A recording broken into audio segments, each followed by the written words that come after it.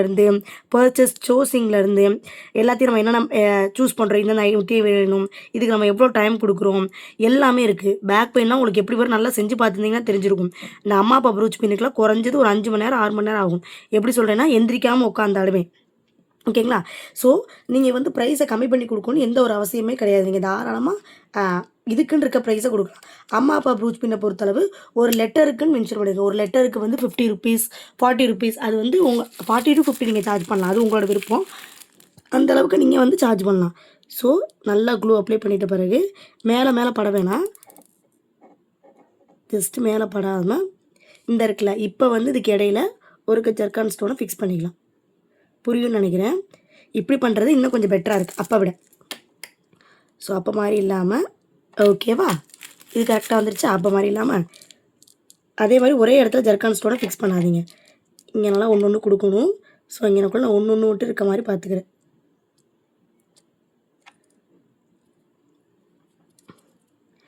இதாம்மா procedure. அப்போ அதை நான் பண்ண மாதிரி பண்ண வேணாம். ஃபஸ்ட்டு வந்துட்டு நீங்கள் என்ன பண்ணுங்கள் அப்படின்னா பீடை ஆட் பண்ணதுக்கப்புறம் ஜர்கான் ஸ்டோன் போடுங்க. ஓகேங்களா. ஸோ ரொம்ப பீடை ரொம்ப தெளிக்காமல் எந்த இடத்துக்கு என்ன தேவைப்படுதோ அதை மட்டும் நம்ம ஃபிக்ஸ் பண்ணுங்க. ஓகேவா. இதே மாதிரி இங்கே 4 இடத்துலையுமே நான் முடிச்சுட்டு உங்கள்கிட்ட காட்டுறேன். ஓவரால் ஃபுல்லாக நான் ரெடி பண்ணிட்டேம்மா. பார்த்தீங்கன்னா தெரியும் நம்மளோட அவுட்புட் ப்ராடக்ட் வந்து இந்த மாதிரி தான் நீட்டாக இருக்கும். ஸோ ஓவரால் ஃபுல்லாகவே நான் ரெடி பண்ணிவிட்டேன். இங்கே எனக்குள்ளே மட்டும் ஒரு ரெட் கேப் இருக்க மாதிரி இருக்குது வீடியோவில் பார்க்குறதுக்கு.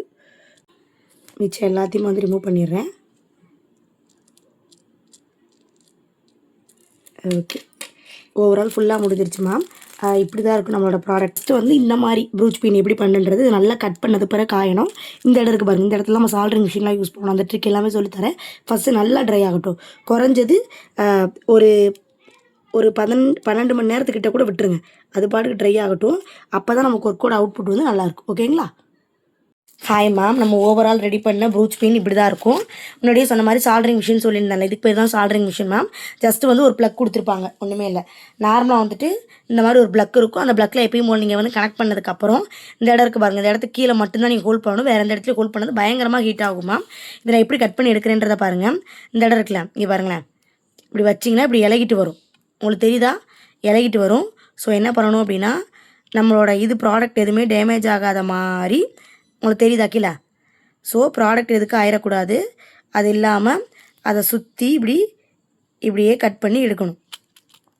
புரியும்னு நினைக்கிறேன். அதாவது பாலித்தீன் இலகுமாம், அதான் மீனிங்கு. ஸோ இந்த மாதிரி ஒரு ஷார்ப் எட்ஜஸ் இருக்கும். அந்த ஷார்ப் எட்ஜஸ் வேணும்னா நீங்கள் தாராளமாக கொடுத்துக்கலாம். இங்கேயும் அதே மாதிரி தான். ஸோ இங்கேயும் வந்துட்டு இப்படியே அந்த கங்கு இருக்குன்னு சொல்லுவாங்க பார்த்தீங்களா, அந்த கங்குலையே நம்ம எடுத்துகிட்டு போகணும். உங்களோட அது பேர் என்ன, ஜர்தோசி, அதுக்கு எது ஆகிடாமல் பார்த்துக்கணும். அப்படியே இங்கிட்டு கொண்டு போயிட்டு இப்படி தான் மோஸ்ட்லி அம்மா அப்பா ப்ரூச் பண்ணுறதுக்கு பார்த்தீங்களா, அதுக்கு உள்ளே கொண்டு போகிறதுக்கு நம்ம இதான் யூஸ் பண்ணுவோம். நம்மளோட ப்ராடக்ட் மேலே எது பற்றக்கூடாது.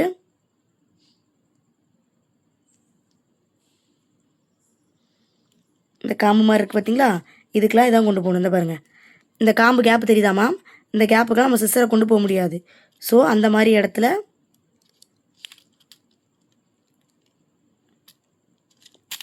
எனக்கு சுவிட்ச் போர்டு கொஞ்சம் தூரம், அதனால் நான் வந்துட்டு ஆஃப் பண்ணிட்டு வந்திருந்தேன். ஸோ இந்த கேப் இருக்குது பாருங்கள், இந்த கேப்பில் எல்லாத்துலையும் இந்த மாதிரி சால்ட்ரிங் மிஷின் தான் ஓவரால் ஃபுல்லாக முடிச்சுட்டு உங்கள்கிட்ட காட்டுறேன். ஹாய் மேம், ஓவரால் பார்த்தீங்கன்னா உங்களுக்கு தெரியும் நான் ஃபுல்லாக கட் பண்ணி எடுத்துகிட்டேன். எந்த விதமான பிசுறு இல்லை. நம்ம அந்த இதில் பண்ணோம்ல, அதனால் ஒரு சின்ன அரும்பு இந்த மாதிரி தெரிஞ்சிட்ருக்கும். அதெல்லாம் என்ன பண்ணுங்க அப்படின்னா சிஸ்ஸர் இல்லாட்டி ட்ரிம்மர் வச்சு உங்களுக்கு நீங்கள் கட் பண்ணும்போது தெரியும். இந்த பாருங்களேன், பின்னாடி அந்த பாலத்தில் நம்ம உருக்கி தானே எடுக்கிறோம். ஸோ அந்த உருக்கி எடுத்ததில் கொஞ்சம் பிசுறு அந்த மாதிரிலாம் தெரியும். அதெல்லாம் என்ன பண்ணுங்க அப்படின்னா சிஸ்ஸர் வச்சு பொறுமையாக செய்யுங்க மேம். ரொம்ப ரொம்ப ரொம்ப அவசியம். நீங்கள் இவ்வளோ நேரம் பண்ணதை டப்புன்னு கட் பண்ணி எடுத்துட்டோம்னு வச்சுக்கோங்களேன், ஒன்றுமே ஆகாமல் போயிடும். ஸோ பொறுமையாக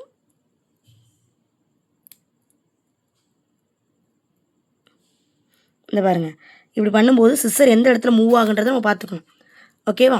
இந்த இடத்துல ஆக்சுவலாக வந்துட்டு நான் வந்து என்ன யூஸ் பண்ணணும் அப்படின்னா கண்டிப்பாக இதுதான் யூஸ் பண்ணணும், கட்டர் தான் யூஸ் பண்ணணும். அப்போ தான் பர்ஃபெக்டாக இருக்கும். இது இருக்குல்ல, இப்போ இதை அப்படியே நம்ம பட்டர்ஃப்ளை பூச் பின்னா நம்ம சேல் பண்ணலாம். பேக் சைடு வந்து OHP ஷீட் ஆட் பண்ணணும்னு அவசியம் இல்லை. இன்கேஸ் நீங்கள் OHP ஷீட் ஆட் பண்ணுறீங்க அப்படின்னா இந்த நம்ம வரைஞ்சிருந்தோம் பார்த்தீங்களா, இந்த மாதிரியே OHP ஷீட்டில் வரைஞ்சி காம்பு இருக்குது பாருங்கள், காம்பு தவிர மிச்சம் எல்லா இடத்துக்கும் நம்ம அட்டாச் பண்ணணும். சொல்கிறது புரியும்னு நினைக்கிறேன். OHP ஷீட்டை இது மேலே வச்சு வரையணும். இல்லாட்டி இதே ஷேப்புக்கு OHP ஷீட்டில் அடியில் வச்சு வரைஞ்சி அதை அப்படியே நம்ம டிரான்ஸ்பரண்ட்டாக போடணும். நீங்கள் back side back sheet add பண்ணாலும் சரி, ஆட் பண்ணாலும் சரி, உங்கள் விருப்பமாக. மற்றபடி நமக்கு தேவையான ப்ரூச் பின் இந்த மாதிரி தான் இருக்கும். நீட்டாக இருக்கும், செம்ம க்யூட்டாக இருக்கும்.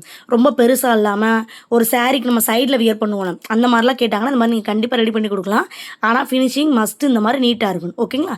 பின்னாடி எப்பவும் போல் ஒரே ஒரு சாரீ பின் மட்டும் ஆட் பண்ணி நீங்கள் கொடுத்துருங்க. அது எல்லாமே அடுத்தடுத்து ஒரே மாதிரி ரிப்பீட்டேஷன் தான். ஸோ அதை அடுத்தடுத்து சொல்லிகிட்டே இருக்க மாட்டேன். இந்த மாதிரி எப்படி ரெடி பண்ணுறது மட்டும் பார்க்கலாம். இன்னும் உங்களுக்கு வந்துட்டு வேல் வித் மயில் வரணும். ஸோ அந்த டாபிக் எல்லாத்தையும் கவர் பண்ணிடுறேன். வெயிட் பண்ணுங்கள். ஓகேங்களா? Bye ma'am. அப்புறம் நிறைய பேர் கேட்குறீங்க, இந்த பைப் கிளீனர் ஒர்க் ஷாப் நம்மகிட்ட அவைலபிளான்னு சொல்லிட்டு. செம்ம ட்ரெண்டிங்கில் போயிட்டுருக்க பைப் கிளீனர் ஒர்க் ஷாப்பில் பேசிக் டு அட்வான்ஸ் லெவல், அதாவது பொக்கே மேக் பண்ணுறது வரைக்கும், லைட் லேம்ப் வரைக்கும் இன்க்ளூட் பண்ணி சொல்லி கொடுத்துட்ருக்கோம் மேம். கிளாஸ் ஃபீஸ் வந்து 199 தான். அதாவது நம்ம ஸ்டூடெண்ட் மட்டும். நீங்கள் நம்மளோட aari, sari prepleating, brooch, silk thread bangle, whatever என்ன ஸ்டூடெண்ட்டாக இருந்தாலும் கிளாஸ் ஃபீஸ் 199. மற்றபடி நியூவாக ஜாயின் பண்ணுறவங்க எல்லாருக்குமே 499 மேம். ஸோ இந்த மாதிரி பைப் கிளீனர் ஒர்க் ஷாப்பில் எல்லாமே நீங்களும் தெரிஞ்சுக்கணும், எல்லாமே படிக்கணும்னு ஆசைப்படுறீங்க அப்படின்னா மேலே இருக்க வாட்ஸ்அப் நம்பருக்கு மெசேஜ் பண்ணுங்கள். நான் டீட்டெயில்ஸ் போட்டு விட்றேன். ஓகேங்களா? பாய்.